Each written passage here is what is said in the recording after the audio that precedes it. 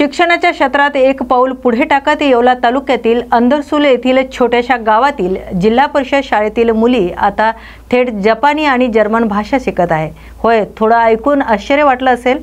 आधुनिक काळातील मुलींनी देखील आंतरराष्ट्रीय भाषा याव्यात, आंतरराष्ट्रीय संधी लक्षात घेऊन हा उपक्रम शाळा राबवत आहे।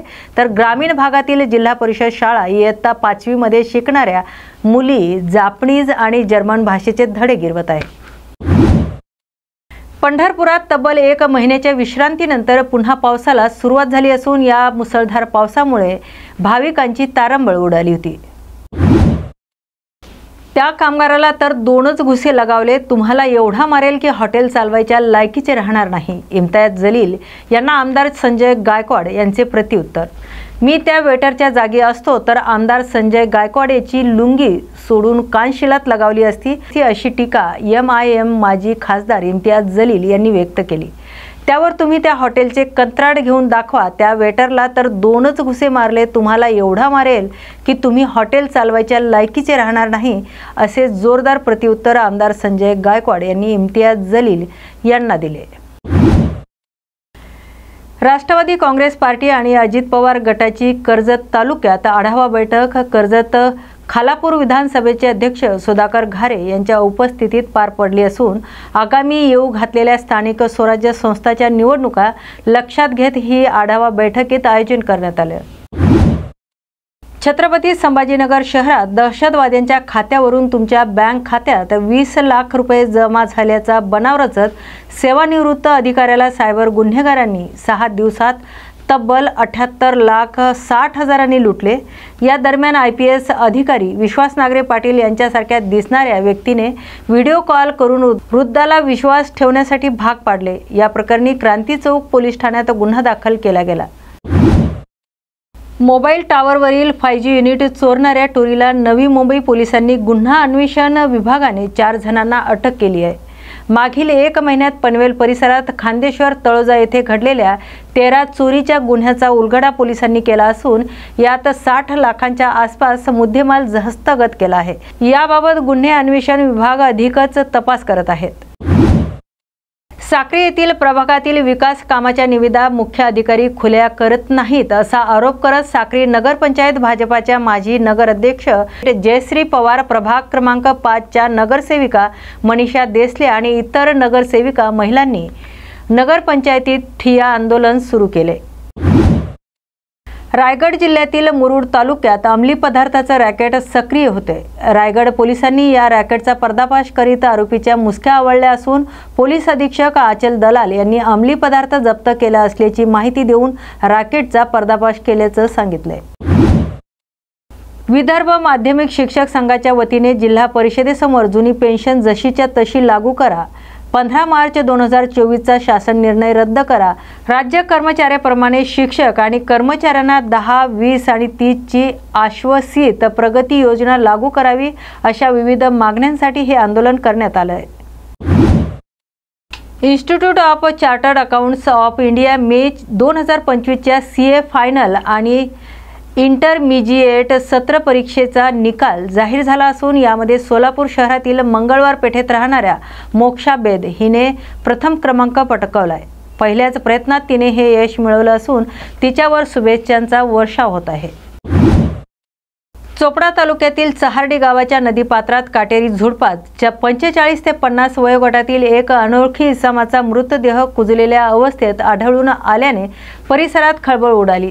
6 ते 7 दिवसापूर्वी या इसमाचा मृत्यू झाला असल्याची माहिती समोर येत आहे। या मृत व्यक्तीचं पोस्टमॉर्टम करून दफनविधी करण्यात आला असून चोपडा शहर पोलीस स्थानकात अकस्मात मृत्यूची नोंद करण्यात आली।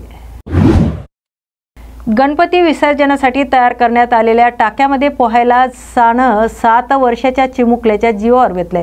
महेश कोमल थापा असं या 7 वर्षीय चिमुकल्याचं नाव असून त्याचा टाकीमध्ये बुडाल्याने मृत्यू झालाय। जळगाव येथील गांधीनगर परिसरात खासदार स्मिता वाघ यांच्या घराशेजारी असलेल्या फार्मा हब या औषधाच्या होलसेल दुकानाला अचानक आग लागल्याने परिसरात एकच खळबळ उडाली। यात लाखो रुपये मूल्याचे औषधं जळून खाक झाली आहेत। नवी मुंबईतील APMC पोलीस ठाण्या हद्दीतील एक 16 वर्षीय अल्पवयीन मुलीला तिच्या मित्राने अपहरण करून नोकरी करत असलेल्या ऑफिसमध्ये नेले आणि 2 दिवस तिच्यावर लैंगिक अत्याचार केल्याची धक्कादायक घटना उघडकीस आली। पोलिसांनी संबंधित मित्राला अटक केली असून त्याच्यावर अपहरण आणि लैंगिक अत्याचाराचे गुन्हे दाखल करून पुढील तपास करत आहे। अमरावती शहरातील वाढती गुन्हेगारी आणि अवैध धंदा विरुद्ध खोडके दाम्पत्यांनी थेट पावसाळी अधिवेशनात आवाज उठवला। आमदार संजय खोडके, आमदार सुलभा खोडके यांनी अमरावती शहरातील गुन्हेगारी अवैध धंद्याचा प्रश्न उपस्थित केल्याने खासदार बळवंत वानखडे यांनी खोडके दाम्पत्याचं अभिनंदन केले। शिवसेना ठाकरे गटाचे जिल्हा प्रमुख दीपेश म्हात्रे यांच्या नेतृत्वात शिवसेना शिंदे गट, राष्ट्रवादी काँग्रेस पार्टी आणि काँग्रेसच्या कार्यकर्त्यांनी ठाकरे गटात मोठ्या प्रमाणात पक्षप्रवेश केला, तर आणखी कार्यकर्ते प्रवेश करणार असल्याची माहिती जिल्हा प्रमुख दीपेश म्हात्रे यांनी दिली। वर्धा जिल्ह्यातील हिंगणघाट तालुक्यातील अलमडोह या गावाजवळ यशोदा नदीचं खोलीकरण न झाल्याने वारंवार या नदीला पूर येतोय। त्यामुळे परिसरातील शेतकरी बांधवांचं शेतीचं मोठं नुकसान झालंय। त्यामुळे यशोदा नदीचं खोलीकरण आणि सपाटीकरण करण्याची जोरदार मागणी परिसरातील शेतकरी बांधवांनी केली।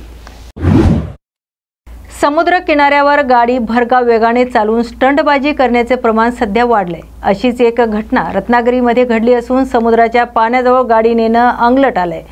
रत्नागिरीच्या भाटे समुद्र किनारी थार गाडी वाळूत उतरलेली आढळून आली। भरतीच्या पाण्याचा अंदाज न आल्याने ही घटना घडली असल्याचं इथल्या नागरिकांनी सांगितलंय।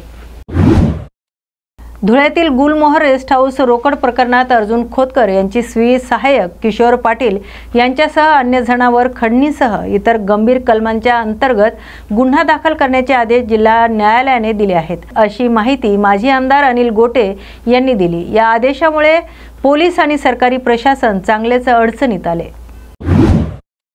गेल्या काही दिवसाच्या विश्रांतीनंतर आज सकाळपासून कल्याण डोंबिवली परिसरात पावसाने जोरदार हजेरी लावली। सध्या ढगाळ वातावरण असून रिमझिम पाऊस आणि अधूनमधून जोरदार सरी बरसत आहेत। मात्र केवळ 10 मिनिटाच्या मुसळधार पावसाने शहरातील नियोजनाचा फज्जा उडवलाय।